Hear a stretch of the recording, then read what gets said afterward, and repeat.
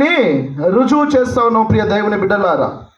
అయితే ఈ మధ్య కాలంలో క్రైస్తవులై ఉండి యేసు ప్రభుల రక్తంలో కడగబడిన వారై ఉండి, జాగ్రత్త గమనించండి, కొద్ది నిమిషాలు నేను త్వరగానే ముగిస్తాను, మీకు బోరు కొట్టే విధంగా మెసేజ్ అని చెప్పను, షార్ట్ అండ్ స్వీట్లా తొందరగానే క్లోజ్ చేస్తా.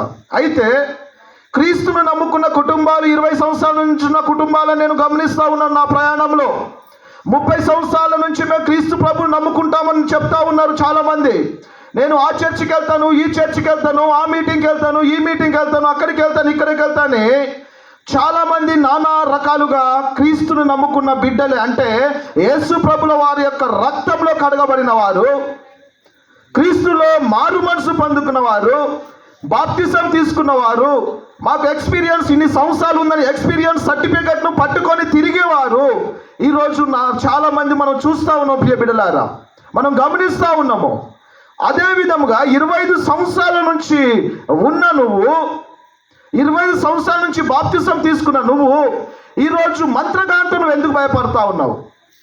ఒక పిల్లిని చూడగానే నువ్వు ఎందుకు భయపడతా ఉన్నావు? ఈరోజు ఇంట్లో నుంచి బయటికి వెళ్ళడానికి నువ్వు ఎందుకు భయపడతా ఉన్నావు? ఈరోజు మన శరీరంలో అసలు రోగం అనేది ఎందుకు వస్తూ ఉన్నది? మనము నానా రకాలమైన శోధనలకి ఎందుకు గురవుతా ఉన్నాము?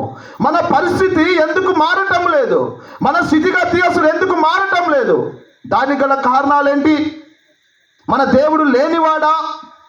మన దేవుడు దయ్యాన్ని వెళ్ళగొట్టలేదా? మన దేవుడు చనిపోయిన వారిని లేవనెత్తలేదా? ఎందుకు ఈ రోజులు మనం దిగజారిపోతా ఉన్నాము? 30 సంవత్సరాల కింద పరిస్థితి అలానే ఉంది, 20 సంవత్సరాల కింద పరిస్థితి ఎలా ఉంది, ఇప్పుడు కూడా పరిస్థితి అలానే ఉంది. ఎందుకు మన స్థితిగతులు మారతలేదు? ఎందుకు మన పరిస్థితులు మారతలేదు?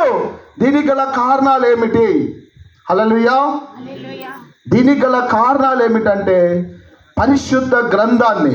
అయితే దేవుడు యెహోవా, క్రీస్తు పూర్వము యెహోవా కాలంలో పాత నిబంధనని మనం వదిలివేశాము.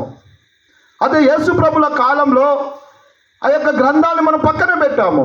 అదే పరిశుద్ధాత్మ గ్రంథాన్ని, ఈ యొక్క నూతన నిబంధనను కూడా మనం పక్కన పెట్టాము. ఈరోజు క్రీస్తు ఉన్నాడని దానికి గల రుజువు ఏమిటంటే పరిశుద్ధ గ్రంథం మాత్రమే. హల్లెలూయా. పరిశుద్ధ గ్రంథం మాత్రమే. దేవుడు మనతో చేసిన వాగ్దానం అది, దేవుడు మనతో చేసిన యొక్క ఒప్పందం అది, దేవుడు మనతో చేసిన అదొక శాసనం అది. ఆ శాసనాన్ని, దేవుడు మనతో చేసుకున్న ఒప్పందాన్ని మనం పక్కన పెట్టి ఆ వాక్కుని మన హృదయంలో పెట్టకుండా, పరిశుద్ధాత్మని మన హృదయంలో ఉండనీయకుండా మనం ఏం చేస్తున్నాం అంటే వాక్కును కాస్త పక్కన పట్టేసి మన సొంత నిర్ణయాలతో మనం బయలుదేరుతా ఉన్నాం ప్రియ బిడ్డలారా. మన సొంత జ్ఞానముతో మనం బయలుదేరుతా ఉన్నాము, మన సొంత తెలివితేటలతో మనం బయలుదేరుతా ఉన్నాము. అది ఎవరికి సాధ్యం అంటే అన్యునికి సాధ్యం, కానీ క్రైస్తవ బిడ్డకి అది సాధ్యము కాదు. ఎందుకంటే మనకు దేవుడు ఒక శాసనాన్ని ఇచ్చాడు, పరిశుద్ధ గ్రంథాన్ని ఇచ్చాడు.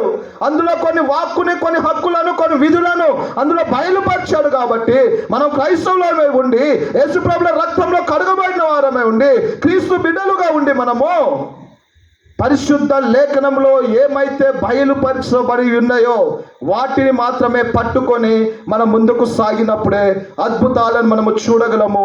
క్రీస్తు అప్పుడు మన యొక్క కుటుంబంలో ఉండగలడు. క్రీస్తు అలాంటి సమయాల్లో మనం లేఖనాలకు విలువిచ్చినప్పుడు, మన ఒప్పందాలకు విలువిచ్చినప్పుడు, మన దేవుడు మనతో చేసిన శాసనాలను మనం విలువిచ్చినప్పుడు మాత్రమే దేవుడు మన యొక్క హృదయంలో నివసించగలడు. హల్లెలూయా. పరిశుద్ధాత్ముడు మన హృదయంలో ఉండి నివసించాలంటే మొదటిగా మనం చేయవలసిందంటే ఏంటంటే తనకు మనము సరెండర్ అయిపోవాలి.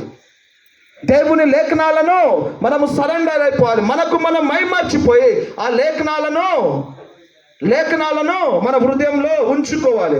కాబట్టి పరిశుద్ధాత్ముడు ఈరోజు మన హృదయంలో లేడు కాబట్టి, పరిశుద్ధాత్ముడు ఈరోజు మన కుటుంబంలో లేడు కాబట్టి, పరిశుద్ధాత్ముడు ఈరోజు మన చేతి పనులు లేడు కాబట్టి, పరిశుద్ధాత్ముడు మన వ్యాపారంలో లేడు కాబట్టి, పరిశుద్ధాత్ముడు మన ఉద్యోగంలో లేదు కాబట్టి, పరిశుద్ధాత్ముడు ఆర్థిక పరిస్థితుల్లో స్థితిగతిలో లేడు కాబట్టి ఈరోజు మనము నానా విధములైన తంటలకు, అపాధి చేతికి మనం బందీగా ఉన్నాము. హల్లెలూయా. అదే పరిశుద్ధ లేఖనము మన హృదయంలో ఉంటే దేవుడు మన హృదయంలో ఉంటాడు. మనం ఎక్కడైతే వెళ్తామో అక్కడ పరిశుద్ధాత్ముడు మనతో పాటు వస్తాడు. అక్కడ అద్భుతాలు, ఆశ్చర్య కార్యాలు విన్న దానికంటే చూసిన దానికంటే, ఊహించిన దానికంటే అత్యధికముగా అక్కడ మేలులు, కృపా, వాత్సల్యము, సత్యము సమస్తము ఆయన మనకంటే ముందు బయలుదేరి సమస్తాన్ని ఆయన ఒక్కడు మాత్రమే సమకూర్చగలడు. ఈరోజు మనం లేఖనాలను విలువీయటం లేదు కాబట్టి మనము శూన్యమై